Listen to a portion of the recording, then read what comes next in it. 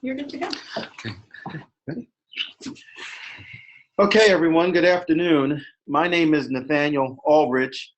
I am a Director of Judicial Affairs and Adjunct Faculty from Cumberland County College, and I'd like to take this opportunity to welcome you to this webinar on the Madison-Holleran Suicide Prevention Mandate, which is applicable to all institutions of higher learning in New Jersey. Before I proceed, I'd like to introduce my distinguished co-hosts today. I'm joined by Ms. Heather Bentz, who is Director of EOF Program, also from Cumberland County College and formerly from our Mental Health Services Division.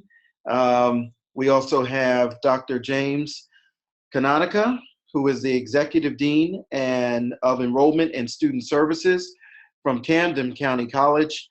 And last but certainly not least, Dr. Mitchell Levy, who is Vice President of Student Affairs and Dean of the Cape May County Campus from Atlantic Cape Community College. I'd also like to recognize and thank the offices of Dr. Christine Harrington here at the NJCCC for making this webinar possible today. And also our producer, I guess, is Donna Rogalski, who is helping us navigate everything. I'd like to speak about just a few housekeeping items before we get into the meat of our presentation here. If you have questions, please, you should see a Q&A button at the bottom of your screen. You can click that button and send us your questions at any time. We will answer as many questions as we can, but we will do so at the end of the presentation. I believe you'll also have opportunity to email us individually if you have specific questions that we were unable to address today. I'd also like to say that approximately 1 week after this presentation, you will receive an email from Donna Rogalski here at the NJCCC. It will verify your participation today. It should also help guide you to a video of this presentation, which at that time will be in closed caption, and it should have links to the PowerPoint as well. At this time, I'd like to just review very quickly what some of our learning objectives are for today. One, we're going to review the law. What is it? What is our responsibility? How we can assess our readiness to respond to the law. How to conduct training and what to address during our training. How to form an effective behavior intervention team or BIT team. And finally, how to do postvention and critical incident review. So we hope that this will be beneficial to you here. And at this time, I'm going to go into our legislation overview. First, we thought it would be a good idea to give everyone a brief background of Madison-Holleran's history. Because her story will better help us understand the spirit of this law's true purpose. Madison Holleran was a Bergen County native who graduated high school in 2013. She was generally regarded as one of the top female athletes in the state of New Jersey. She ran track, and stated simply, she was the person everyone wanted to be, or the person everyone wanted to befriend. She had a very good personality, and as you can imagine, was quite sociable. After graduation, Madison attended the University of Pennsylvania as a student athlete running track. And I should also say that she had a 4.1 GPA when she graduated high school, so she was a very achieving person. Now, before she took her life in her first year of college, Madison left 2 notes.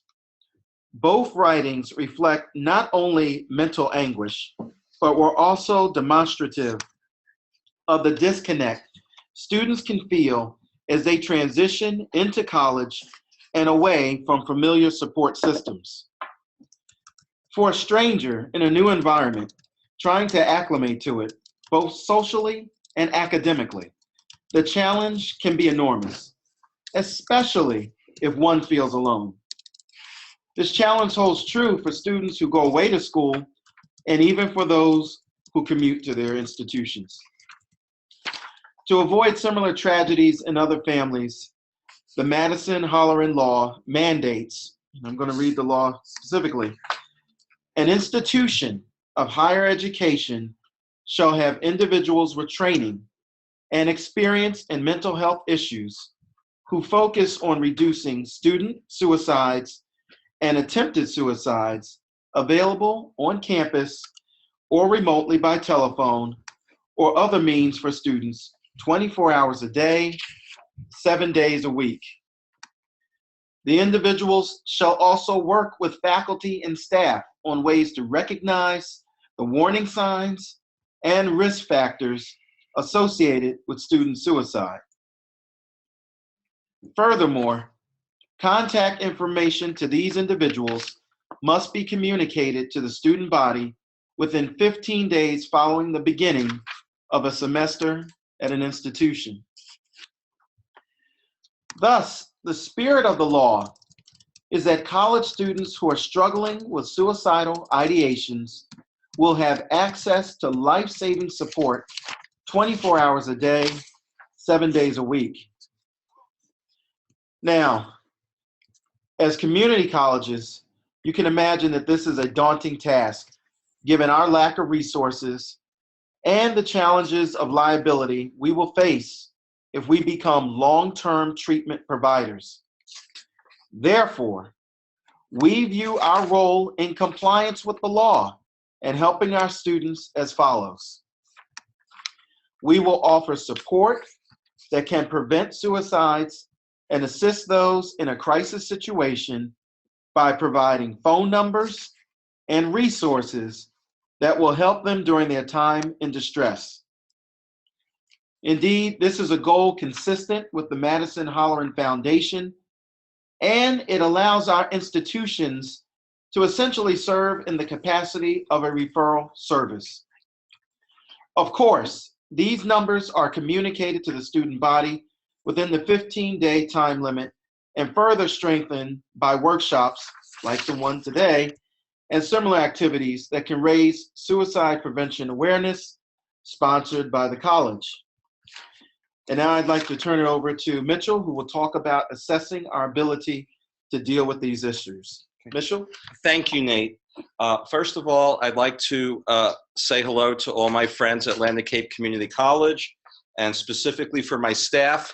Please make sure that the beer cans and pizza are removed from my office when I return this afternoon. Thank you. To be more serious now, this next section, myself and Heather, we're going to present to you some materials that I typically use when I do training or consultation with other schools around how does one put together what we call, or are calling today, a systemic model. And essentially the takeaway from this section is that managing a suicide or potential suicide is only one piece of the work that you have to do. So we're going to propose to you a developmental model with different segments that we're going to take you throughout the rest of the webinar. My first question to all of you, to all our colleagues out there, is for you and the college leadership to ask yourselves, are you truly satisfied with how you're managing mental health needs on campus and in the immediate community as it relates to campus? Do you feel that your status quo, what you're doing right now, do you feel that there are gaps and there are some issues? Or do you feel it's the best that they can be? Here's my litmus test. If you had some emergencies recently and you felt like, oh boy, we dodged another one, are we lucky? Then my recommendation and the recommendation of my colleagues is that you really need to sit down at the table and look at what you have in place. We don't want to just be lucky. Right? The fact is, and I say this to counselors all the time, the fact is we don't have total control, if any, over keeping people from harming themselves. All we can do is put the odds in our favor And hopefully we're on the 51% side versus the 49% side. And that's all about training and preparation, which is really what we're going to be talking about today.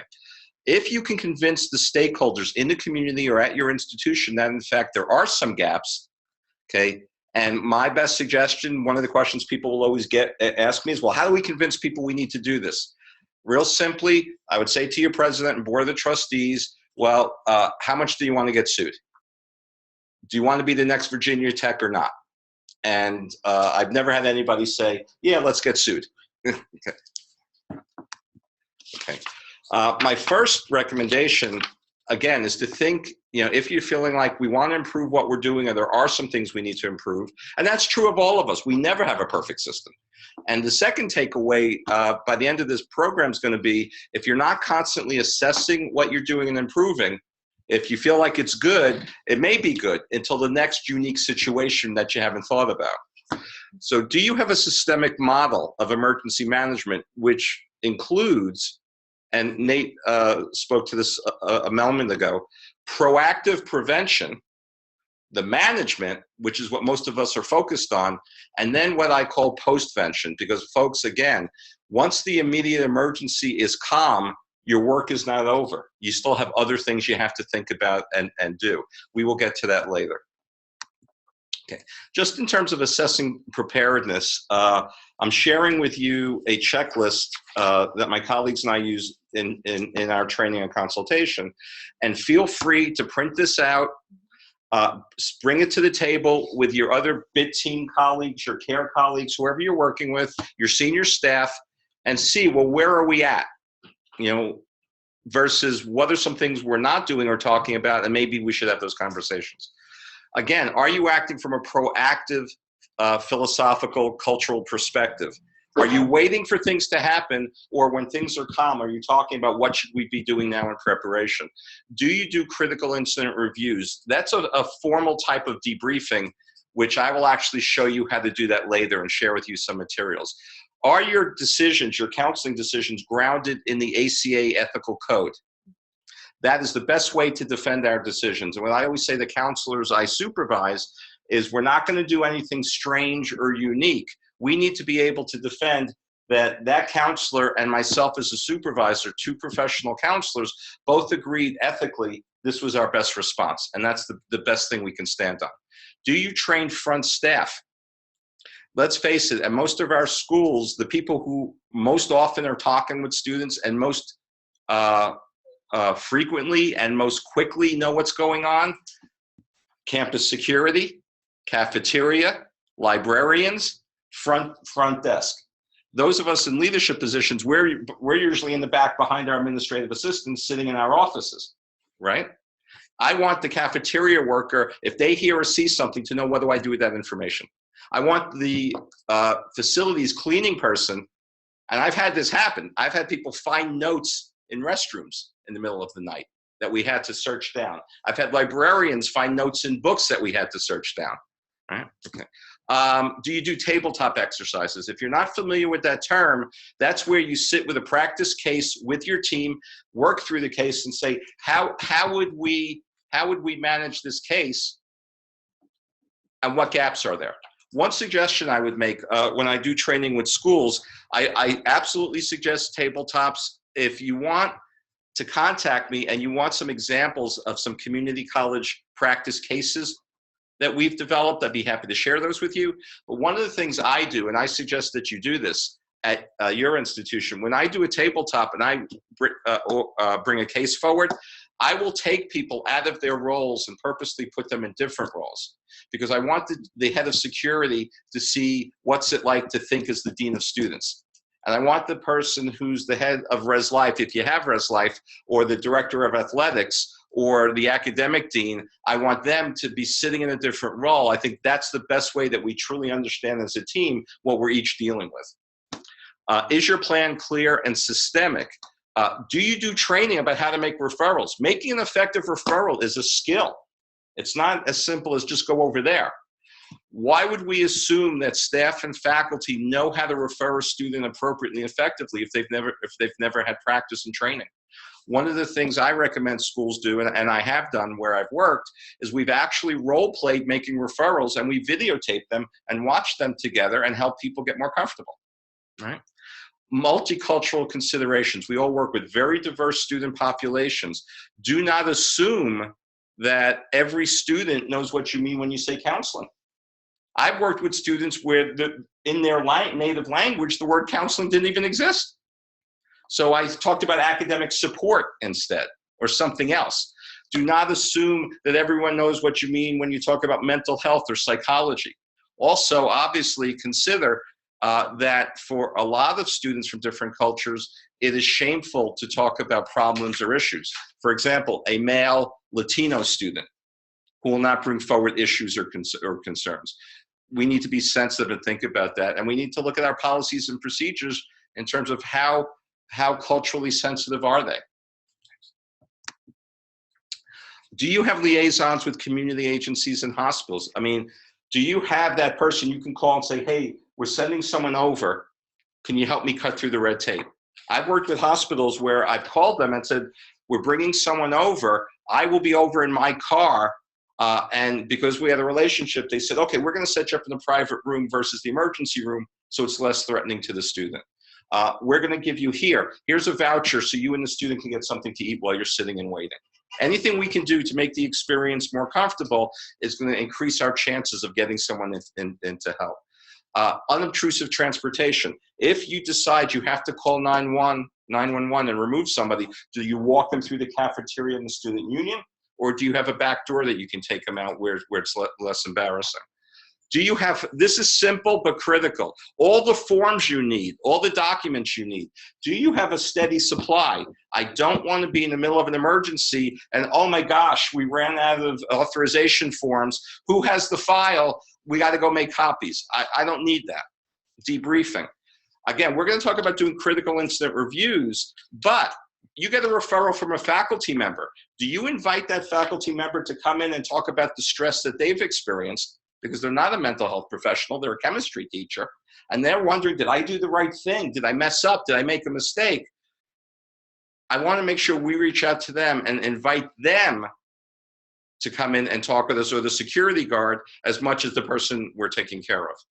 Do you have an emergencies procedures checklist? A piece of paper in your top desk drawer, on your bulletin board, boom, we do A, B, C, D. I don't have to think about this, because in times of stress, it's easy to forget, and I don't want to have to figure it out. Cell phone numbers, emails, home numbers. My staff, some of who are listening in now, we have each other's cell numbers, and 24/7, we know how to reach each other if we need to. Academic interventions. What I mean by that is, I want to remove, if I get a referral, or we get a referral from a faculty member that concerns us, and the student's in distress, and we think they may need to be brought to a safer place, I want to remove all the possible reasons for them not going. So I want to be able to say to a student, look, our primary concern is that you be safe right now. If you have assignments, if you have schoolwork, we will work with the faculty and the academic deans to get you the accommodations that you need. If you're working work study, we will explain to your boss that you have a medical issue and you'll be excused from work for a few days. I don't want those being obstacles for I can't go for help. So I want you all to have conversations with your academic affairs colleagues about, we may need you to help us work some things out in the moment, okay? Media liaison, we don't want rumors being spread. I want all communication going and flowing from one place. If you have to hire a media liaison, at some schools I've worked with, we've done that. Some schools I've consulted with, they've experienced death on campus. They hired a firm to handle all inquiries from the newspapers and so forth. But short of that, do you at least have, what's the command center where all the information is coming in and out of? Do you have a consultant? At some schools I've worked at, we actually had on retainer a psychiatrist or a psychological consultant who we would contact with difficult cases, and they would give us an outsider's view to make sure we were doing what was right and what we were comfortable with. Okay, if money allows, I think that's something worth thinking about.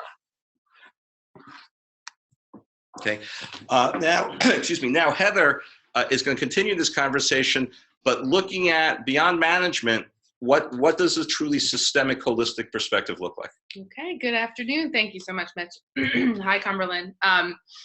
So what we're talking about, we're talking about students, and students can be a lot of different people, and so no matter what, we're not going to be able to work individually. And really what all of us are trying to promote and recommend as strongly as possible is that the teams that you work with at your institutions have to come together before an incident occurs and make sure that there's a system wrapping around all of our students, because at any point something can become an emergency. And what we're trying to advocate for is keeping that emergency as contained and safe and for the students and for the campus as possible. Okay, so that's what we're talking about, proactive prevention. What does your team approach look like at your place for emergency management? And making sure that whatever happens, assessment is part of it. It needs to be factored into any event on campus. What are we learning from an event? Small, maybe a little bit bigger than that. What's the takeaway from every situation? We over at Cumberland, we had a student last week, and we're constantly evaluating how we're doing with that student and making sure that not only are we doing right by that particular student, by the student that's coming in the future. That next student who's coming will have a similar set of situations. So. And as Heather's saying, what we make sure we do is, she's absolutely right, we do the assessment, right. And what we learn from the assessment, we feed back that data. We use an assessment loop, and we feed back that data, and that's what drives our improvements on campus. Right. So we're looking at it, we're making sure we're proactive, and that little circle down there represents our feedback loop. Okay? So what does that mean? When we start talking about prevention, Mitch is going to bring us into that a little bit. Sure. Proactive prevention. Okay. And one of the first things we'd say, I think probably the most important thing Heather and I as clinicians would say, and I know Jim and Nate agree with us as administrators, we want to normalize talking about depression. Mm-hmm. We talk about drugs and alcohol. We talk about HIV and AIDS and date rape and acquaintance rape, because we want students to be aware we have services. And we want to demonstrate that it's okay to talk about these things. Mm-hmm. We know a certain percentage, at least 10% of our students are coming already diagnosed with clinical depression. We know probably 8 to 10% are on medication. So given that we know this, and given that we know we're capturing in every freshman class, students are dealing with this issue, why would we not talk about it? And again, I know Heather and I agree on this as clinicians. We would say that if we get up there and say, sometimes people feel this way. It's not unusual. It's not strange. It's not weird. It's nothing to be embarrassed about. We help many students with this. That's telling the student it's okay for me to come forward and talk about this. Mm-hmm. And as strange as it sounds, I would bring that conversation into your new student orientation. Mm-hmm. And when you're talking about resources and services and counseling and disability support, okay, mm-hmm. What we're going to say is, should you feel this way, we want you to know it's okay to come talk to us and help us. And people do. Yeah, an example of that, in June, over at Cumberland County College, we have new student orientation for our nursing program. We have an RM program, and what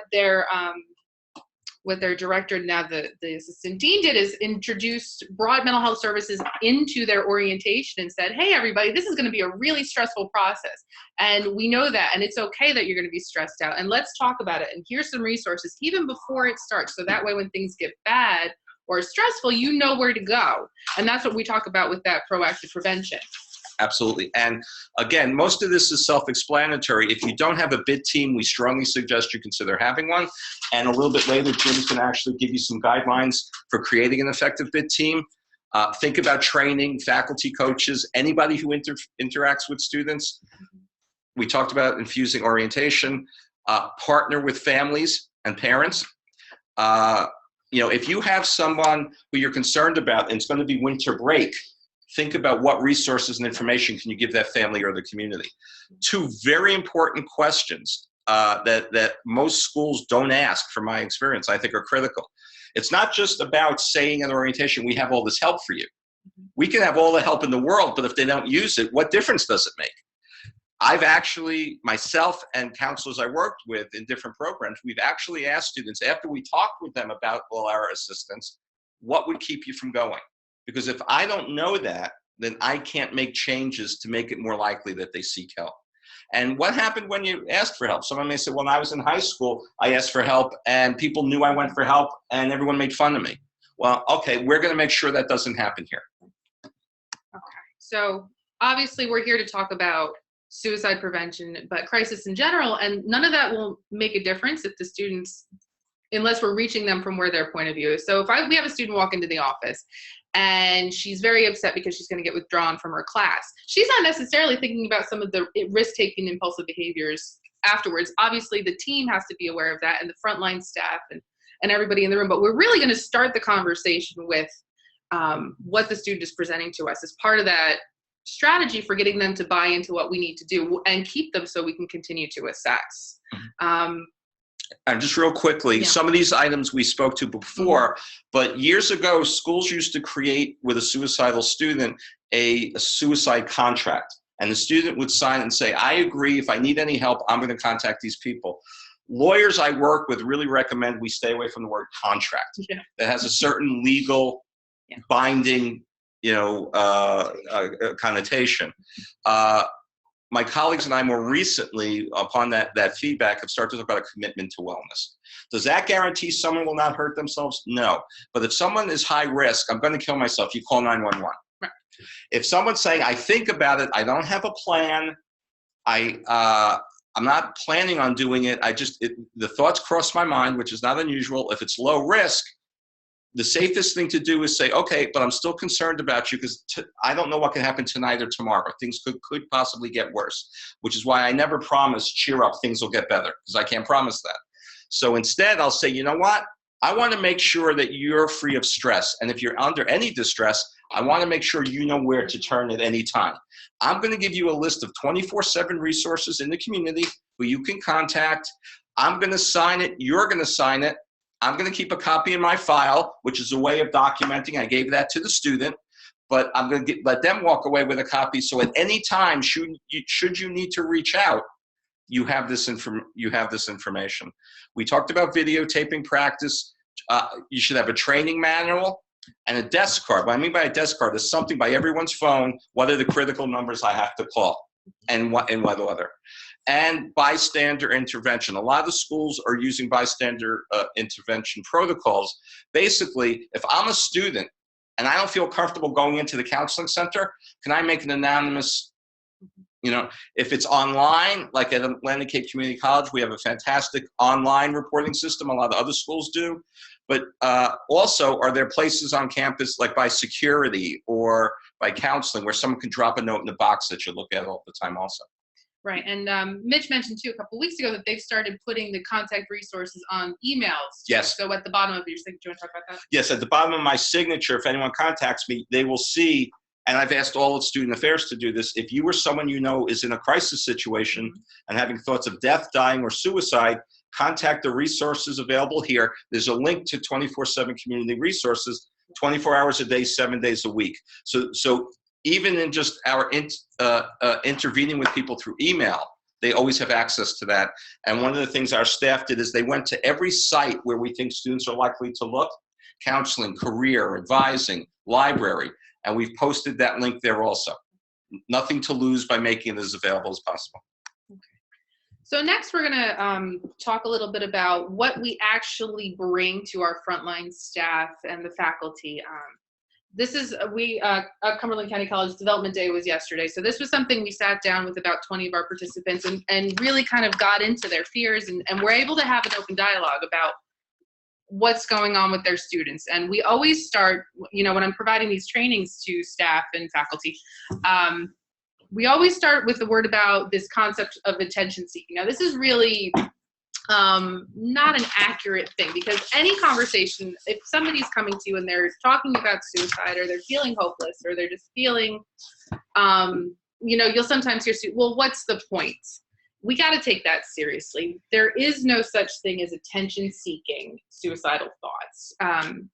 The research says 70% of attempted suicides occur within 24 hours of ideation. So we don't know where a student is in that continuum. We don't know how long they've been feeling like this. We really don't want to say, oh, they just don't want to turn in their paper today. we want to take it seriously. We always err on the side of caution. Absolutely, absolutely. There's nothing wrong with having a student sit down with a trained professional who's credentialed in crisis screening agency. Now, if your institution doesn't have that, they have to go to a center where they can get that, but that's what they're here for. And we don't have to do this in a vacuum. Get those students to trained professionals so they can make the appropriate accommodations and make sure that treatment is getting addressed if it's needed. Absolutely. And the other thing that we need to say for the folks out there who are not clinicians, not counselors like Heather and I, a frequent question we get in training, I'm sure people always ask you this, is, well, if you ask someone about it, are you putting the idea in your head? In 35 years of doing this work, I've never asked anyone if they thought about suicide and have them say to me, no, I wasn't, but thanks for the idea. Yeah. And by the way, cancel my appointment for next week. I'm going to go kill myself. It doesn't happen. Yeah. If they're thinking about it, if they're talking to you about it, they're thinking about it already. Right. If they're not truly suicidal or not high risk, as Heather was saying, and you ask them about it, the worst thing that happens is you said to them, it's okay to talk to me about it. Normalizing and giving them language. Right, and I can hold that conversation. Right. If you go, ooh, well, what are they going to do?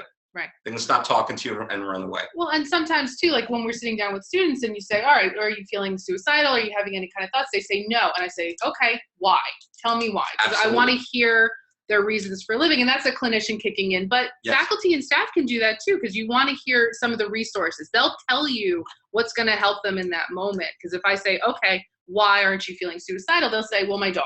Great. Okay, let's figure out a resource for that.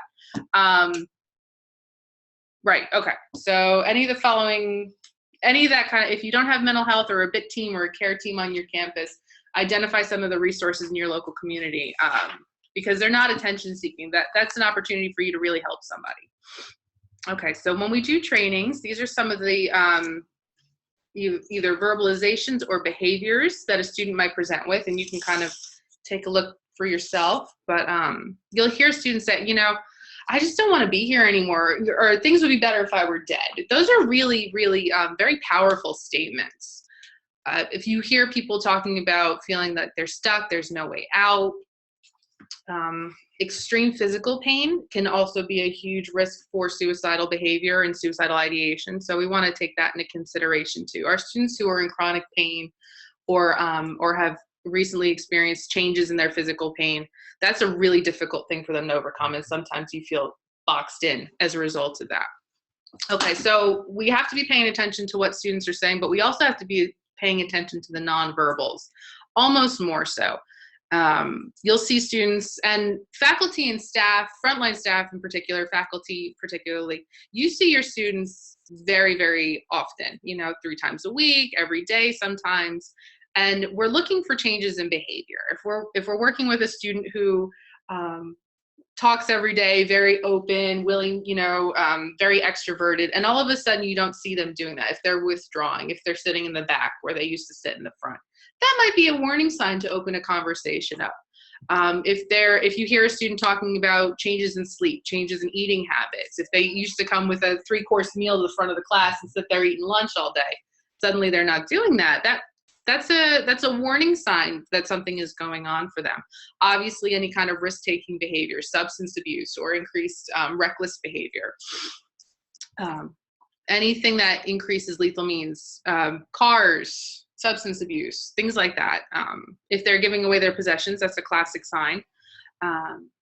Aggression happens too, but also irritability, because our students, when we're talking about the traditional age student, I'm using that in quotes, the under 18 to 25-year-old student, a lot of times depression in adolescence looks like irritability and aggression. And you're going to see that a lot quicker because we're not family and they might not have that intimate relationship with us. So you're going to see the irritation first. Sometimes for those who have made a decision to attempt a suicide, they'll seem calm. They've made a decision. So a lot of that depression, a lot of that fear has kind of gone away for that moment. So anytime you see any of those things, what we're really encouraging you to do is just stop and ask a question. Okay, some more moods and risk factors. Students who are displaying increase in depression, lower frustration tolerance is a big one. If they're if they're becoming more easily embarrassed too, that is a huge sign that, something might be going on. There's mood changes happening. Anxiety, panic attacks, those are all signs that you really want to sit down and talk to a student. Risk factors for suicide attempts. 90% of completed death by suicides, those individuals have a mental health disorder. Chronic pain is another huge factor for somebody who might attempt suicide. Substance abuse disorders. If they've been exposed to someone who's died by suicide or have access to lethal means, those are incredibly high risk too. So if you happen to have information about your students, because they share a lot with the faculty and they feel comfortable on our campuses, and they'll start to open up. And if you hear that their best friend died recently or something happened over the summer, that's a student you want to be watching for on your radar, because they're at high risk just for not only suicide attempts, but the contagion factor is going to start happening, and you might start seeing things. They might start doing other things that might eventually end up in a suicide, but they might also develop substance abuse problems or risky behaviors in some other way. Access to lethal means is a tremendously high risk. So if you hear somebody talking about they have access to weapons or firearms, that probably should get alerted to the mental health or the BIT team pretty quickly, just to make sure that we're keeping an eye. Any kind of student who's experiencing prolonged or a sudden exposure to environmental stress, pain, changes in finances, when we're working with our vulnerable populations, this is going to happen very quickly. So, you got to keep an eye on that as well. Okay, so the biggest question that happens in any of our trainings is we sit down and we're talking about these things and it's wonderful, but then the faculty or the staff, all right, well, what do I do? What do I say? You don't want to make promises like Mitch said earlier. You don't want to make promises you can't keep. Tomorrow's going to be great. Just go home and sleep on it. You want to be realistic. I don't know what's going to happen next, but you want to keep it positive and you want to keep it based on what the student is presenting with you, to you. We had a student a couple weeks ago, and all I could say to her, she was going through a lot, and the best I could say was, what, I'm really impressed with you coming and being honest with us right now. And that's this huge strength. And she was able to kind of connect with us in that moment. That was all I could offer her. If there's a student that you're noticing some of these risk factors or there's some behavior changes, you want to try to use whatever empathy you have. Your faculty and your staff, you work with them and they're good with students for a reason. So you want to start with whatever strengths that you have in communicating to students. How do you have those rough conversations with students? Sometimes you'll say, I'm concerned. I'll be honest and I'll say, I got to sleep tonight. I want to make sure you're okay. Sometimes if you have students who are agitated physically or they're speaking very quickly, can you please speak a little slower so I can understand what you're trying to tell me? Or the biggest one that I find the most effective is, I don't feel comfortable letting you leave this afternoon without speaking to X, Y, and Z. Be careful of your body language too, because if you're nervous and you're trying to work through this stuff, that's going to read on your face. So you have to be careful with making sure that you've done this in advance and making sure you've kind of come up with a little bit of a script. So if and when this does happen, you feel like you're okay in the moment. And notice, you can say, I've noticed what's going on. Let's talk about it. Sometimes just opening that door a little bit will give students permission. Mitch talked about the stigma of talking about depression and suicidal thoughts. Even if you just give them that minute of pause, that's permission for some students, and they'll start having this conversation with you. Okay, so now James is going to talk to us a little bit about what BIT teams are and what makes them effective. So. Good afternoon, everyone. Hello, everyone at Camden. I'm going to speak this afternoon about creating an effective behavioral intervention team, what it is and what are the goals. The BIT team is a multidisciplinary assessment group that can assess and respond to students in need. The BIT team is available at all campuses. You may have a main campus and you may also have other locations. We need the BIT teams to be available at all locations. Our BIT teams should be diverse. Our BIT teams should be from all sectors of our campus. We should be on the lookout at all times for different individuals that have different training or have a different approach that may be helpful in this type of assessment.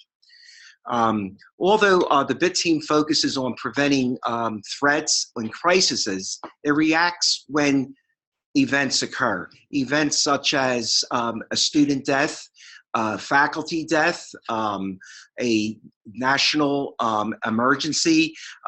Typically what we find is that there may be students that react to these different events, and we want to be there to help them. The BIT teams are here to help students at all times. Our BIT team is not a replacement for any classroom management techniques that faculty may develop or may use. They do not replace or alter any code, any part of the student code of conduct. It doesn't replace or alter other processes such as our complaint or grievance proceedings. The team provides structure that allows all of our community members and stakeholders to actively engage in creating a safe environment. The team also centralizes reports of concerning behavior. It publicizes our policies and encourages early intervention. The disbursement of information to the college community by the BIT team is critical. At the start of the semester and at regular times through the semester, the BIT team can provide training not only to students but also to staff about best practices. The goals of the BIT team, we balance the needs of the individual and the college. We get, the BIT team receives reports about discerning behavior or behavior that may more or less alarm us. We have to balance the needs of that individual at more or less and the college environment. We provide consultation and support to faculty and staff. We do that by making sure that we communicate on all of our college websites, as well as on our student services website, where students and faculty can receive assistance. As Mitch spoke earlier, in terms of providing consultation to faculty, developing a calendar of events during the fall and the spring semester, as well as the summer semester, when training can be provided, as well as what staff are available during the semester, their hours, their location, what would be critical for faculty to have. We want to connect our community members to all of the needed resources that they have. We want to also advertise where students can receive assistance. We want to advertise also in any type of college press or campus press this information. We want to provide formal protocols for addressing behaviors that impact our overall college environment. Also, another goal is to review information that are reported by faculty, staff, or students and centralize this information that concerns behaviors and we want to conduct thorough investigations. Okay. The reasons why we want to contact behavioral intervention team. We want to ensure that staff and students know that if you are concerned about a person's behavior, if a behavior indicates acute personal distress, a person exhibits bizarre behavior, if it concerns a person is suffering from impaired mental status, a person may be suicidal or perceived to be suicidal, or we have a pattern of disruptive or disturbing behavior, they're all reasons to contact the BIT team. The recommended protocols, the reports or referrals to the BIT team may be made by faculty, staff, or students. When the referral is submitted through the website, each team member immediately receives a report via email. Through your communication system, this is critical that this is set up, that if a student is going to report or a faculty is going to report someone that they have concerns about, that communication is received by all members and then communicated amongst the members what response we will have and who will make that response. The team is going to evaluate each report to determine and address appropriate responses for each individual.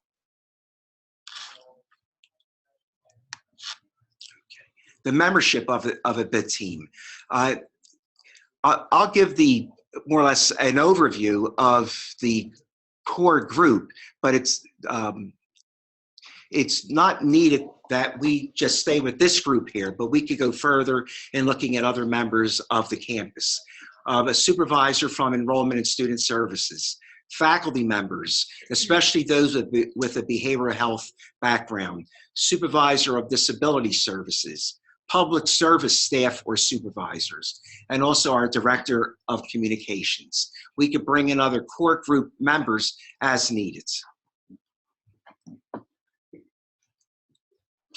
I'll now pass it back to Mitch. Thank you, Jim. So as we proceeded, we started by talking about the legislation, which Nate explained what drew sort of what drew the impetus for this presentation. And then Heather and I, as you may remember, we introduced the concept of a systemic model. So we've talked about prevention, proactive prevention, management, and using a BIT team to manage, as Jim just did. And now, sort of sequentially, I'm going to finish up with post-vention and debriefing. So the BIT team has been active, and again, all of us would say if you do not have an active BIT team, BAT team, CARE team, whatever it's termed, we really suggest you use the materials in this presentation to start having that conversation at your school. Absolutely. And of course, any of us at any of our schools, anything we can share or help you in the development of such a program, we'd be more than happy to. Don't hesitate to contact us. And look at our websites and see how we're reporting on our websites. Again, last in our systemic model is the notion of postvention.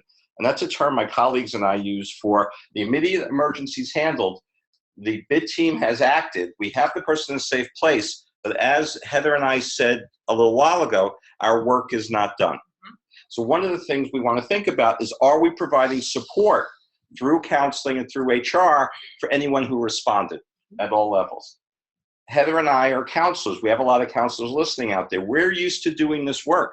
I've probably done hundreds of suicide assessments in my career. I still get anxious, but I feel confident that I have the knowledge of how to proceed. This is what I'm trained to do, as is Heather. Why would the chemistry professor know what to do or feel comfortable doing it? Okay. So just because it's a little easier or more comfortable for us or familiar, imagine how uncomfortable it is for someone who hasn't trained to do that.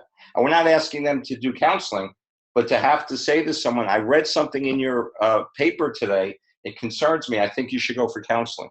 You can imagine how afraid that person would be that they didn't do it the right way. Very important, one of the things we do at Atlantic Cape is anytime we have an incident where, unfortunately, we learned that someone has passed away in the community, or someone's been injured, or someone's made an attempt, should that happen, we think about, like a rock going into a lake, rippling out, who are all the people that could be impacted by this? Classmates, teammates, club members, faculty, peers, witnesses. One of the things we will do is we'll have our student activities staff search on that name and see what clubs or organizations with that person and what team, who knew them, okay? More often than I'd like, we've gone into classrooms, and Heather alluded to this before, and had to say, unfortunately, we have to share bad news with you.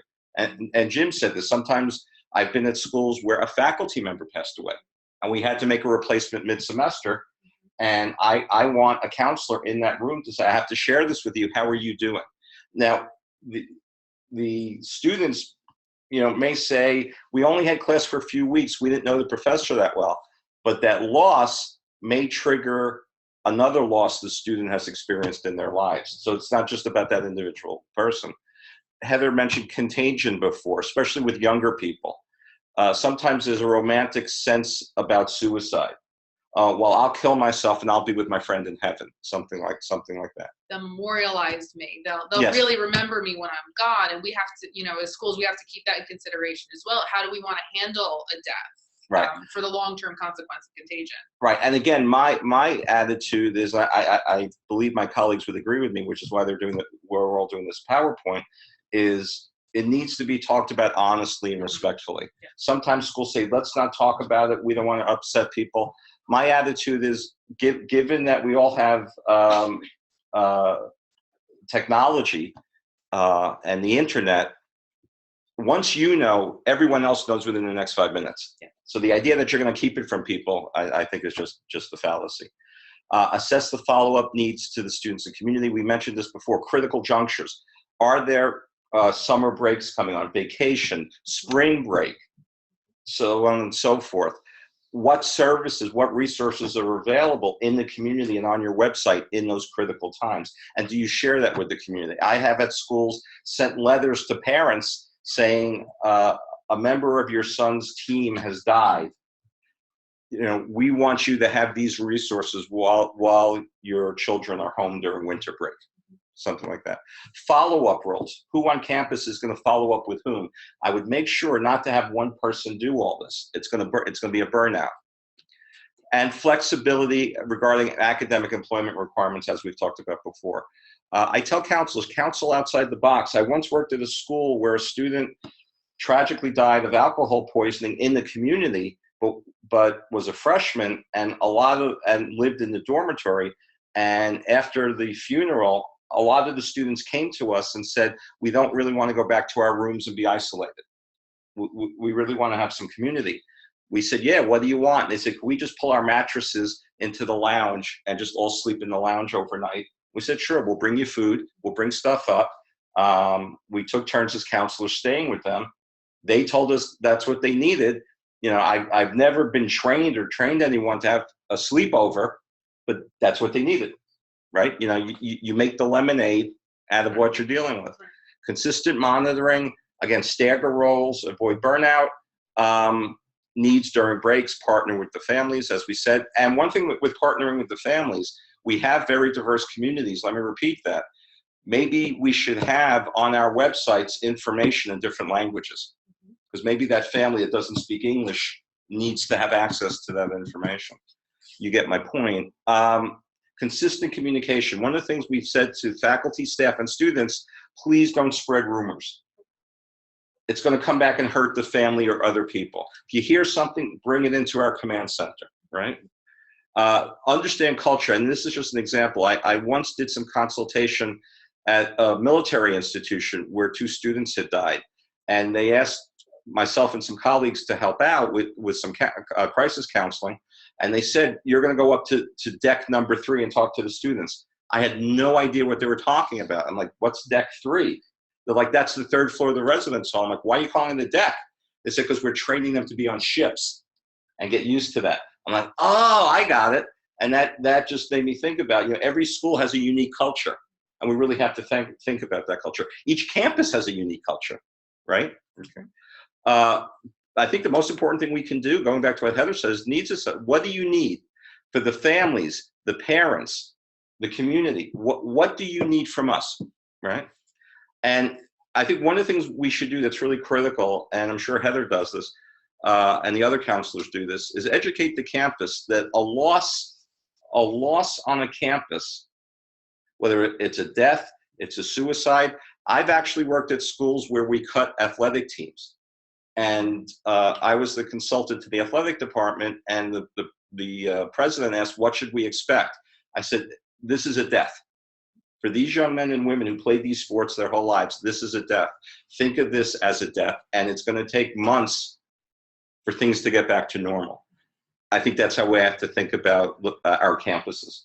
And if you're not familiar, I recommend you look at The Stages of Grief and Mourning by Kubler-Ross, which gives you a sense of what the stages of grief are that people and institutions would travel through.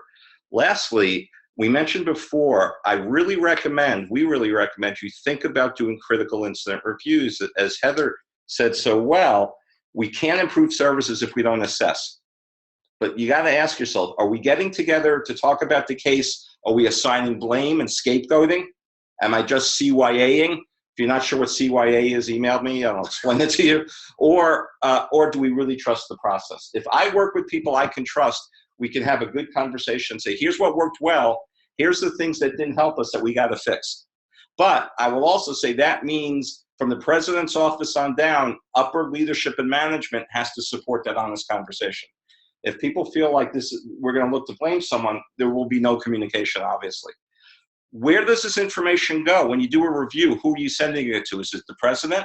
Is it the chair of your bid team? Is it the director counselor? Who gets that? And then who says, okay, we're going to take this information, as Heather said, and now we're going to look at what changes we need to make to improve our services. If we have the meeting and we do a review and it sits in the file cabinet and we never have another conversation, we've accomplished absolutely nothing, obviously. There has to be support. There also has to be support for people at the school to look at the recommendations and say, what do you think, right? Give us input. Does the assessment data drive training? Again, as Heather said, once we do our assessment and we say, you know what, X didn't go as smoothly as we want, okay, we're going to do more X workshops this semester, obviously. Consider the impact on students, faculty, staff, families, alumni, the community. Do you reach out to them? Not that we're necessarily giving services to the family or the community, but as part of the community, do we find out what else do you need? Do you need a list of resources? What else can we provide you? Right. I've shared with you here a template that my colleagues and I had developed to actually do a formal critical incident review. And what we recommend is you sit with your bid team or whoever's working on this, and if everything's settled and your senses things are calm and safe, as soon as you can, you go through this and you work through this sequentially and say, who was the first person to find out the student was in distress? What did they do with the information? Where did that go? What did that person do? What warning signs were evident, and so forth? Then you work through, how did we respond to the warning signs? What interventions did we make? How did we assess the lethality? What were the outcomes of what we did? What were the multicultural considerations? And then most importantly, what worked well? And this isn't about blaming, but what aspects of our procedures did not help us as much as we could? And it may not be that there's a problem in your procedure. Nate alluded to this at the beginning, but there may be the issue that this is a new type of case that you never thought of before. And we had not planned for this. Okay, we got to build this in, right? And what recommendations are we making to the campus community in terms of going back to our systemic model, prevention, management, and postvention? Feel free to print this out and use this and revise it as you need to. And as I said before, if you have trouble thinking of cases and you want me to share with you some community college practice cases to work with, I'd be more than happy to share that with you. Email me and you can actually sit and practice. And again, when would we recommend you practice? Not in the middle of the emergency, obviously. I'm laughing as I'm saying that. When it's calm, maybe this summer, when it's a little less stressful. Heather said this very well. Let's do this now so we're ready when the stuff really, really does happen.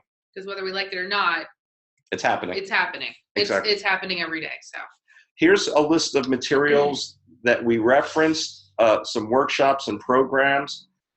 Feel free to contact us for more information.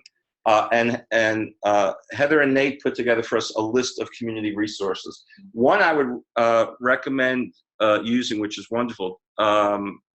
Also, we didn't include it, and that's an error on our part, forgive us. The JED Foundation, JED, which is a national organization that actually was started by the family of a young man who committed suicide. And they've done an amazing amount of resource development. And depending on the state you're in, they actually will send for free a speaker to campus to talk about suicide and suicide prevention. on the East Coast and West Coast specifically. Great resources, great website. So we want you to have all these to use on your campus. I believe the American Association of Suicidality, correct me if I'm wrong, Mitch, they have a certification that you can take too. So for the professional counselors on your campus, if you feel like there is a need or there's an interest in getting certified, to have somebody on your campus, that would be a resource that you could direct your counselors to, or somebody on your campus who is capable of doing that. So Excellent point. Thank you.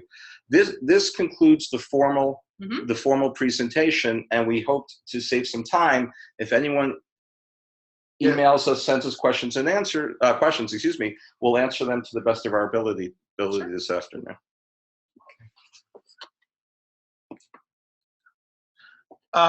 There was a question about whether or not you could get a copy of this presentation, and if you missed it, you will receive a follow-up email from the NJCCC. It'll come from Donald Rogalski, and it will verify your participation today with us. It will also help you find the video for this, which will be in closed captioning, and it will provide you a link to the PowerPoint. So yes, you will be able to get a copy of this presentation. Yeah, we all decided very easily by consensus. We're more than happy to share as much of this as we can with everybody. Yeah. Again, if there are any other questions or comments, feel free to send them in while we still have time.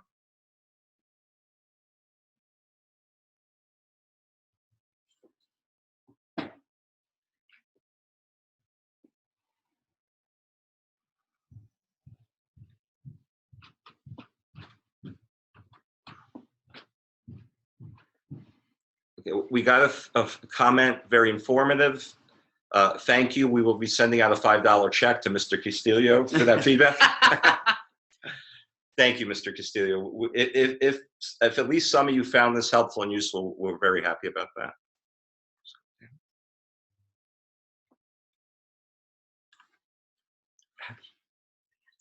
And one of the other things you can also do, pardon me, is to visit the Madison Holleran website, the foundation website. Her story is truly one that resonates with many of us who encounter very, very high achieving students, the pressure that they put on themselves, the expectations that they feel of themselves.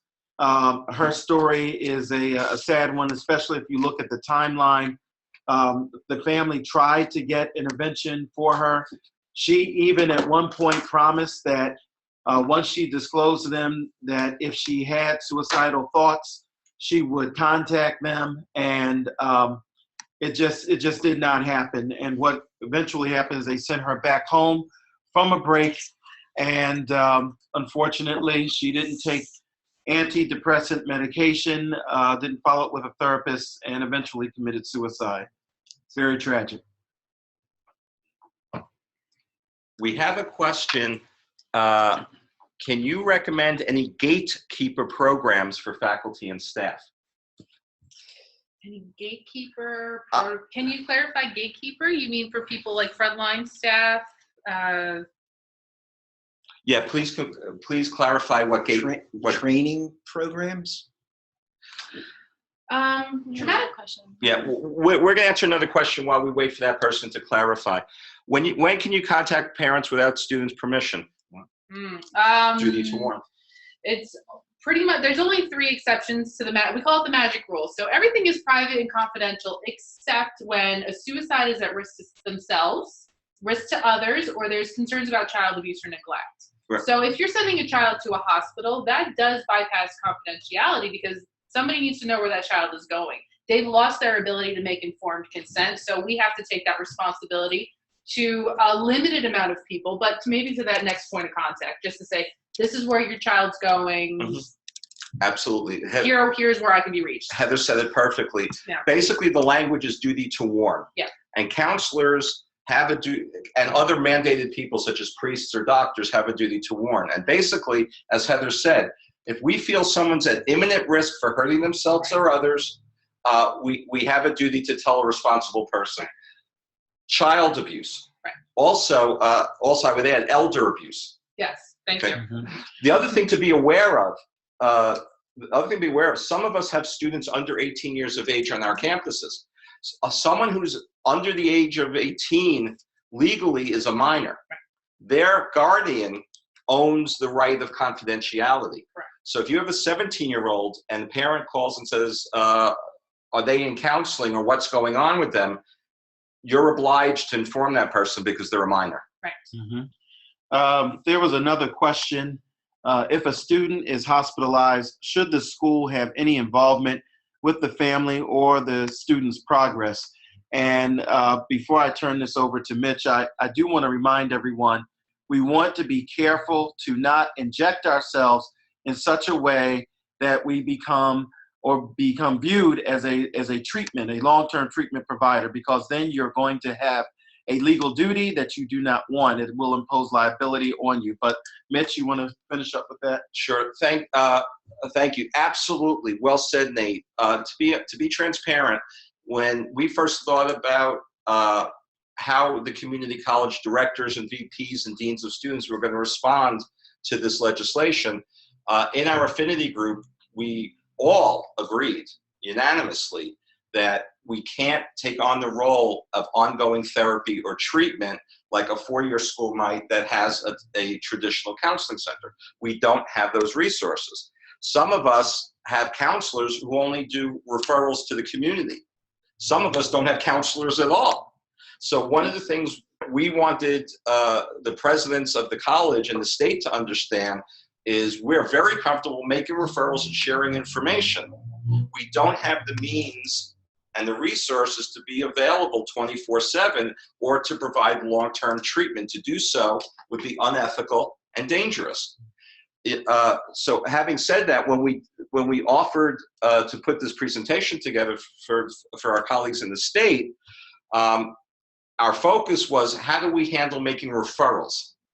And I would not keep in contact with the family beyond that. Now that sounds horrible, but let me explain why I'm saying that. If I stay involved in aftercare with the family in the hospital, I am now liable and I am responsible. Now, am I comfortable saying to the family, the hospital will help you. They'll give you the information that you need. Anything else you need from us at the school, please let us know. Absolutely, that's what we should do. That's our responsibility. But once that person's been transferred to the hospital is responsible for their treatment. Then what should be the plan for the student's return? Well, under the Americans with Disabilities Act, remember, if you have a physical disability, a learning disability, or a psychological disability, you are protected under the law. We cannot keep someone off campus because of a mental health issue.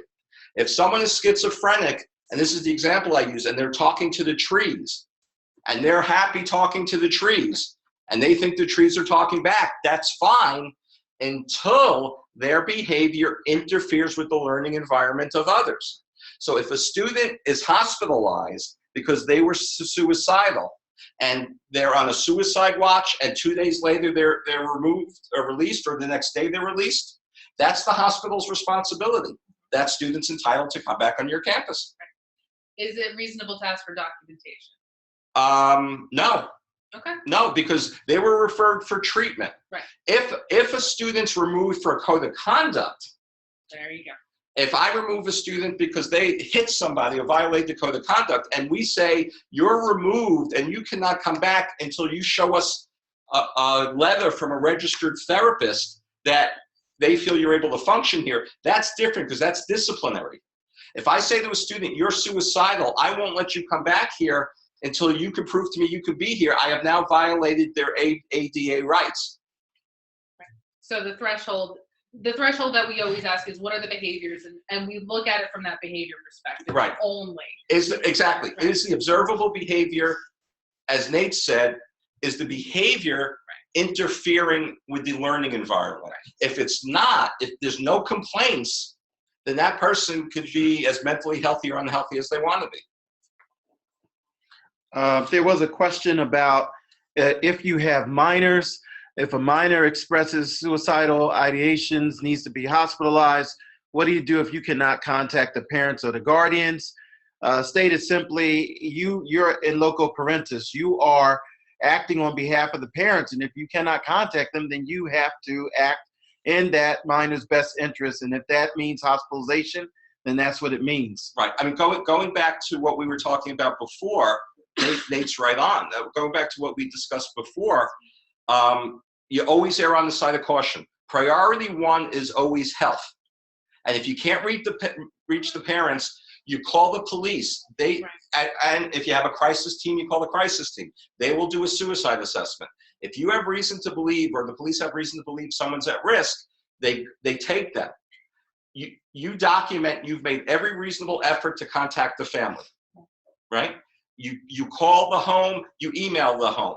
You probably have an emergency contact number in your registrations files, in your apps. You try to ask if anyone knows the student. Do you know a relative? You do everything you can. Worst case scenario, if you can't get anybody, you send emails and you send a registered letter home. But the point is, you've tried as much as you can. I've never been sued, but I'd rather get sued for sending someone to the hospital without the parent's permission than being negligent and someone's dead. I'm sure we will all agree on that. Wholeheartedly. So another question, what do you recommend about alums or non-enrolled former students who return to continue working with the counselor? That kind of falls in line with ethical standards, because as the student's not a student on campus, I am now in direct conflict with my role as a member of the institution. So I would not recommend that. Jim, right? Unless your policies say that people can access services if they're not registered students, I would not be offering services. Exactly. Yeah. And then that would really encourage you to go back and take a look at what is the definition of a student on your campus. Exactly. There might be a gap in your policies. Right. Now, it's well-meaning, and probably a lot of us have wanted to say to alumni, graduates, hey, come see us, let us know if we can help you. But realize now you've taken on the responsibility. Yeah, you're flying solo at that point. You're not going to be covered by any of the the protections that the institution provides. And the other thing I would check is if you're a counselor and your job description does not specifically say that you should be treating former students or alumni, you're acting outside the scope of your role, and now you're liable to be sued. Yeah. Are there any questions? We're good there. Might there be any other questions? We have a few more minutes. Yeah, we got time.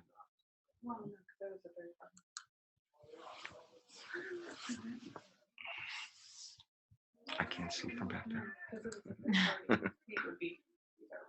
Doesn't look like any more. Okay, Phyllis, we had some.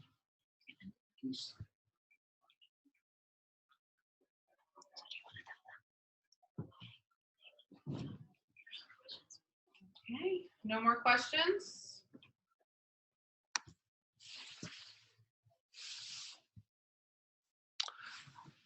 Oh, Gatekeeper said yes, training programs. Oh, an excellent resource. That person responded back with Gatekeeper. An excellent resource, an organization I used to work with who do great training is NABITA, the National Behavioral Intervention Team Association, NABITA, or NCHARM, NCHERM, National Center for Higher Ed Risk Management. They provide regional and national conferences. They also will bring training to your school. Traumatic Loss Coalition. Every county in the state of New Jersey has a Traumatic Loss Coalition. Their primary focus is minors and educational settings, but if you're looking for resources in your community or you're just not really sure where to start, every county has a traumatic loss coordinator, and you can contact them. They're on the Rutgers. If you Google in Rutgers Traumatic Loss Coalition or use the resources that we provided, your county will pop up, and that person will have all the kind of trainings or resources, or they'll be able to do a training themselves to help you out, just to get started. The other thing, as I said before, I've done training consultation with a number of schools and institutions. If people contact me and want some materials, I'd be happy to share it. And I'm sure Heather would be happy to share material she uses in training too for people to use on their campuses. Absolutely. Are there any more questions for us? We do want to take this opportunity to thank Dr. Christine Harrington again and her office, and certainly our executive producer today, Donna Rogowski. Thank you, who Donna. Thank you, Donna. Thank you, Donna. Kept us in line, and there's no way we would have done this without you. So thank you so much. You're very And I welcome. think one thing we would say before closing is if hopefully some of you found this helpful, I'd also like to thank my colleagues for presenting. It was a pleasure to work with everyone today. If you'd like more training at a statewide level or further conversation, let us know or let Christine Harrington know. I'm sure the NJCC Success Center would be more than happy to sponsor more programming. Okay. Okay. Have a good day. Thank you, everyone. Thank you, folks. Have a good day. Great weekend.